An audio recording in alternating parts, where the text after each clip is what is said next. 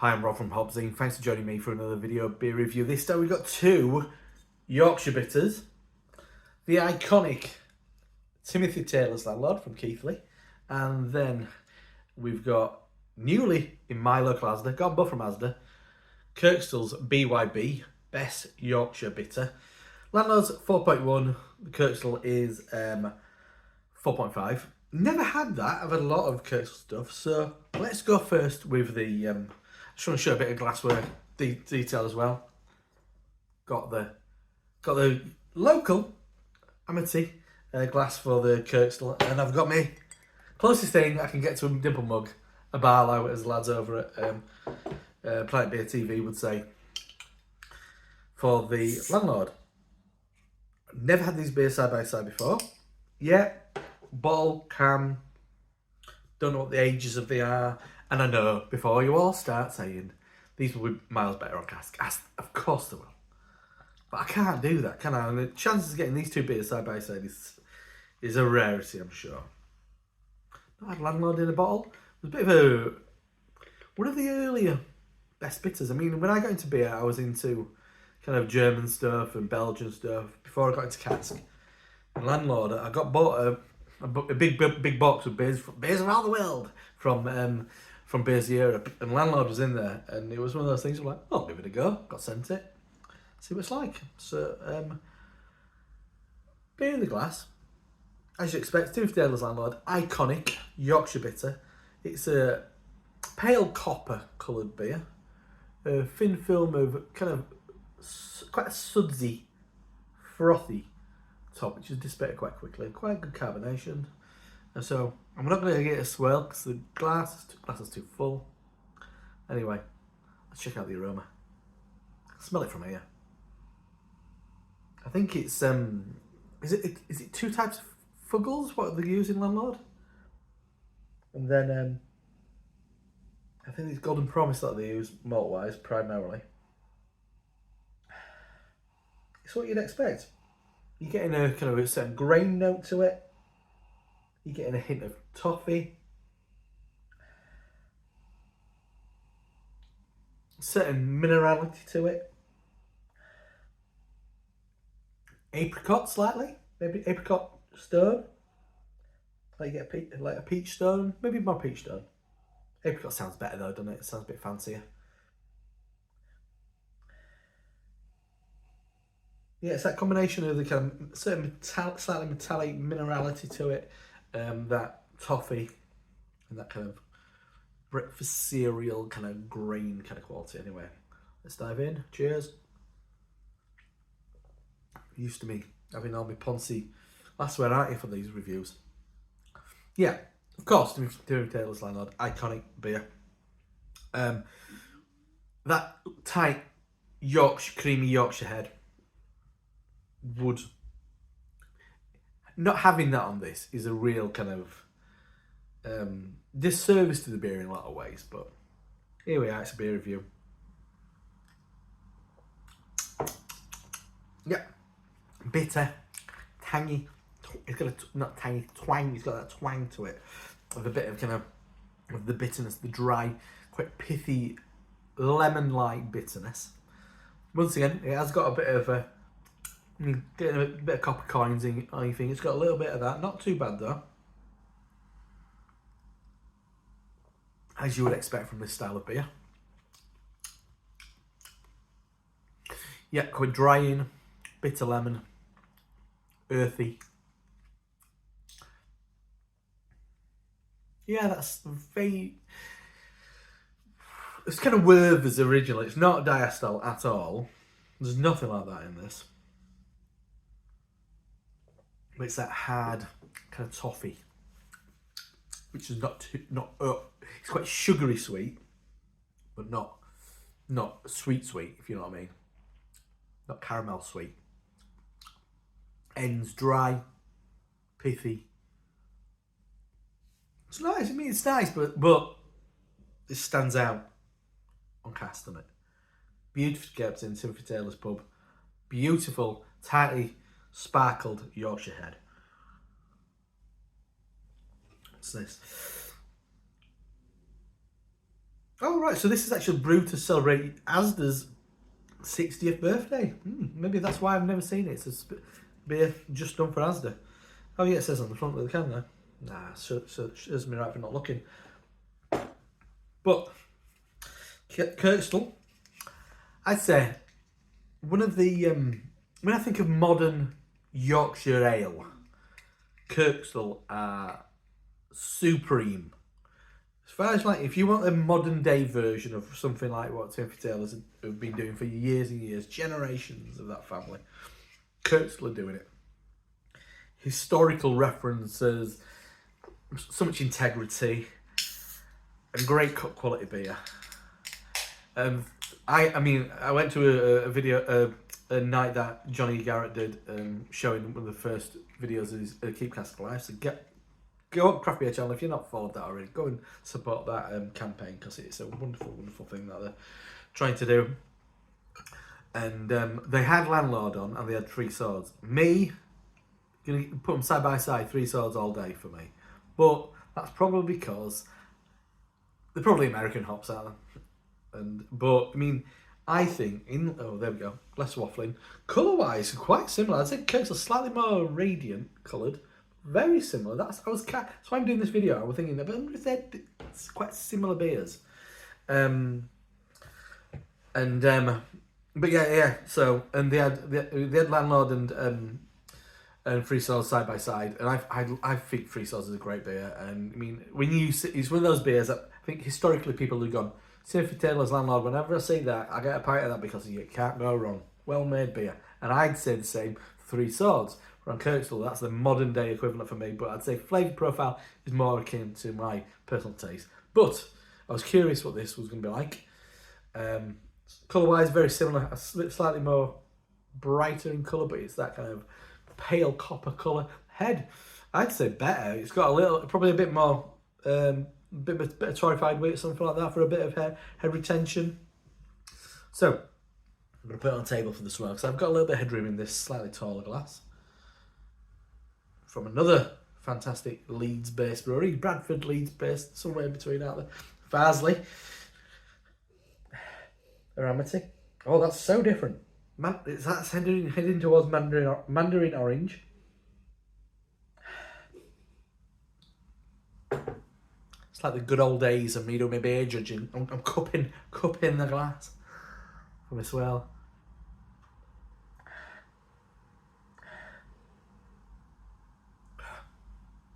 Something reminds me of milk bottles. Freshly opened milk bottles. Like glass, and the cleanliness to pasteurised milk, I guess. Maybe it's got once in that toffee, it's that if Johnny ever sees this, that dulce de leche kind of like thing going on. That a bit of carnation, bit of tinner carnation. Or is it evaporated milk, condensed milk? But yeah, definitely something that reminds me of. Oh, it reminds me of tins of mandarin oranges under my grandma's sink when I was a kid. We'd have that with a bit of tip top on it. Oh, that'd be pudding batter. Anyway, it's really different. Similar, but really different. Anyway, let's dive in. Cheers. Definitely more orange, this one, not more pithy, lemony.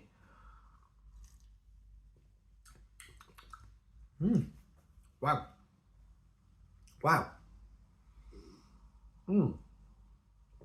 Loads of flavour, loads of character. But kind of similar kind of wheelhouse in a lot of ways. There's a real crispness and cleanliness to this beer. Takes me towards German alt beer, has got a lineage, I guess, to a best bitter, or slightly Keller beer like. Maybe there is a percentage of kind of Pilsner malt in it or something. I'd say a lighter malt than what Taylor's using. I don't think it's as biscuity as like a Barisotto. It's got a bit of colour to it. But I think there's a little bit more regarding the malt going on. I think there's probably, for me, if you ask me, blind tasting, really want to drill down into it, I'd have gone somewhere between maybe like a Minnesota and a Pilsner malt kind of like combination. So it's crisper and lighter than I think it's Golden Promise that they use in Landlord. Not as pithy, not as dry, not as bitter. Don't have that tang. I guess it's a bit more suitable for the modern palate, which isn't. I mean, I love bitter beer, but that you can't get more traditional than Landlord. Excuse me, a lot more carbonated, oddly, but it didn't look it. It's got a fine carbonation. That's more still. I mean, we've got a can in a bottle that looks quite still, but bubbles quite frothy.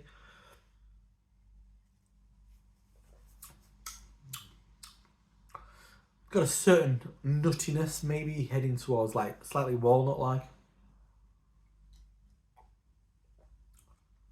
I find this a lot more drinkable. I think it's that combination of the kind of the malt character is a little bit more. It's not as dry.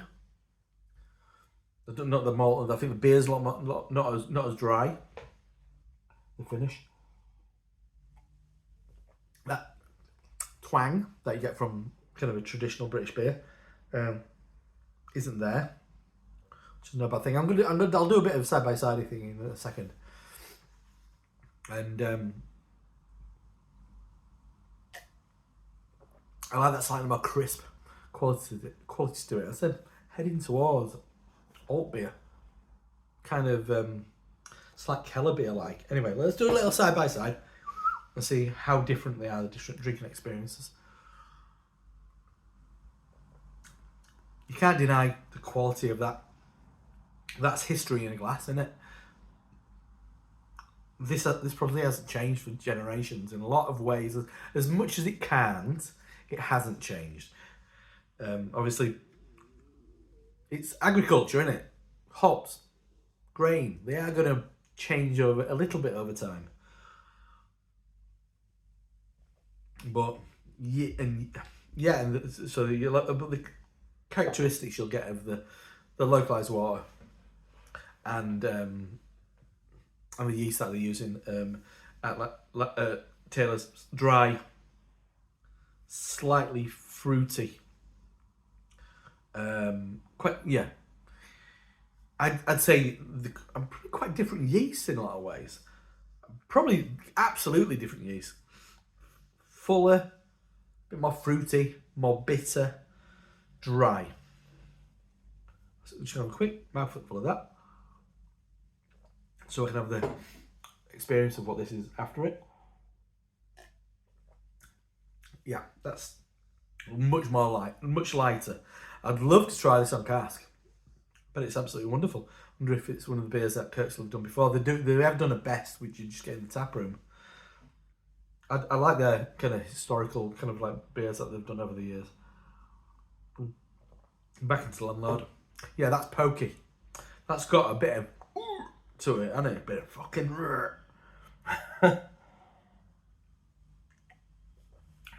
Kirkstall is a lot, for me, a lot more drinkable. And I think that goes a long way, actually, in a lot of ways. What we've taken away from the true experience of these beers, which would be served beautifully on cask in a wonderful little pub, that the condition you get on Landlord and cask will take it into another stratosphere. This is a lot more drinkable in itself as a packaged beer. On cask, I'd be really interested to see what extra gets added to that. But because I can be like, ooh, that'd be nice, wouldn't it? But then will it change that tightly sparkled head and stuff? And yeah, really interesting situation. You mean iconically, that's a word I've just made up, I think. Timothy Taylor's Landlord, it is a Yorkshire classic, a British classic, a revered beer. I mean, Timothy Taylor's do some wonderful beers. If you ever people who are travelling from overseas, I would always take them to drink in Bolt Makers in Keighley. Beautiful pub. All the beers served incredibly in a lovely, inviting environment. As long as it's not too fucking busy or too what, because it gets hot in there. I've been in there in the middle of winter. It's fucking like a sauna, but it's a great pub. I've got memories of like drinking Golden Best in some working man's club in Keighley. We had a bit of a mini crawl around Keighley, did me and some mates, and we ended up in working man's club, and there were pints of Golden Best for like £1.30. This is not that long ago. This is maybe like 15 years ago, so not that long ago when everybody go, oh, I remember 1 hour lad, you could get a pint of it for two and six. And that's probably not accurate, but I'm not that old. Thank you very much. I am old, but I'm not that old. But that, for me, the drinkability of that is more akin to my flavours. Anyway, and maybe, we'll say something controversial. What would Landlord be like in a can? Because that's a cask beer in a can. Everybody goes, bottles closer to cask, and me. Yeah, if you want to buy Landlord in Dorset, that's what it'll look like, won't it? You buy Landlord here in Shipley, tightly spark and drag that bugger through. That's what you want. Creamy, lovely Landlord. Best Landlord I've ever had was was it Robin Hood's Bay? Time and place made a lot of difference, I'm sure. But I'd had a bit of a stressful day on a day out that I didn't want to go on during a quite stressful time in my life, and it was my little oasis. I found this place, and it were hot as fuck. And Landlord was tasting like absolute nectar. And I will always be thankful of that day. Do I like Ramtan more? Probably. Do I like Boltmaker more? I don't really remember. But I'll always drink Timothy Taylor's beers, and I'll always say how supreme quality they are. And as a result of this video, I'm going to go on Told YouTube.